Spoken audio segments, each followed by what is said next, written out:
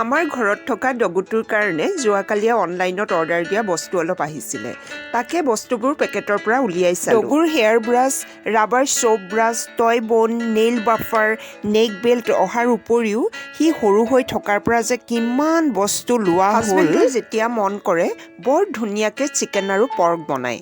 আজি দুপৰীয়া চিকেনখিনি বনাম বুলি কোৱাত এনে ভাল পালোঁ। নিজৰ হাতৰ বনোৱাৰ টেষ্ট লৈ লৈ মাজে মাজে বেলেগৰ হাতৰ বনোৱা খাবলৈ বৰ মন যায়। ৰঙাকৈ বনোৱা চিকেনখিনি ঢাকনাখন খুলি দিয়াত ধুনীয়া গোন্ধ নাকত লাগিলেহি। ছোৱালীৰ স্কুলত এনুৱেল স্পৰ্টছ ডেৰ কাৰণে পিৰামিড বনোৱাৰ প্ৰেক্টিচ কৰি আছে। লগতে এনুৱেল স্পৰ্টছো হৈ আছে। গেমবোৰ চোৱা চিতা কৰিবলৈ ছোৱালী ভলণ্টিয়াৰৰ দায়িত্বটো আছে। এইবাৰ ছোৱালী ক্লাছ 11। ক্লাছ 11 আৰু 12ৰ ষ্টুডেণ্টখিনিক গেমবোৰ চোৱা চিতা কৰাৰ দায়িত্বখিনি প্ৰিন্সিপালে দিছে। চোৱা চিতা কৰি ভলণ্টিয়াৰখিনিয়ে অলপ সময় ৰেষ্ট ল'ব। ছোৱালীয়ে ৰিলে ৰেচ খেলি থাৰ্ড হ'ল। 100 মিটাৰ ৰেচতো ভাগ লৈছে।